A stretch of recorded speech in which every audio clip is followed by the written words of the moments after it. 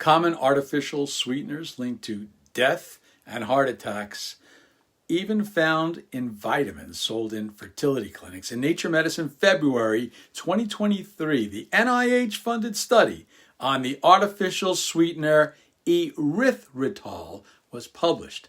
I say artificial in quotes because we have low amounts of this in our body from consumption of fruits and vegetables that have a very low amount of this, so it's somewhat natural.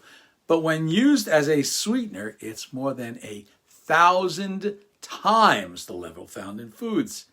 So the NIH, along with the Cleveland Clinic, decided to see if this might increase the risk of a heart attack and stroke.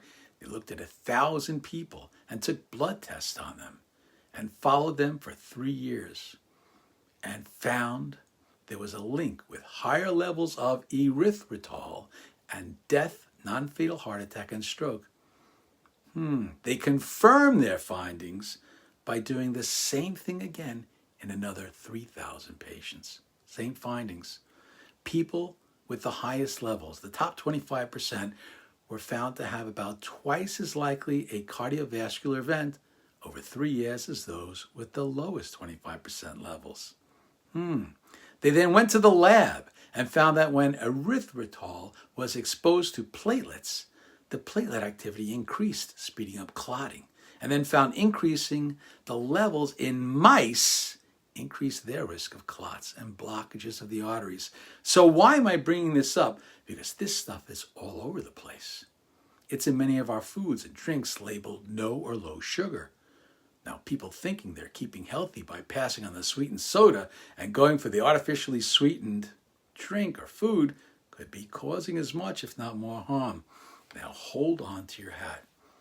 Hold on here. I became aware from a patient going to a fertility clinic where one of the reasons for miscarriage can be too much clotting was being sold these expensive vitamins under the brand Luminary Vitamins. Have a look right here, by their fertility expert. See, if you look here on that label, it clearly notes, under other ingredients, listed third, erythritol. How many women struggling to have a child and spending an enormous amount of time, pain, and dollars know they are being sold a product to help them? A vitamin that contains erythritol?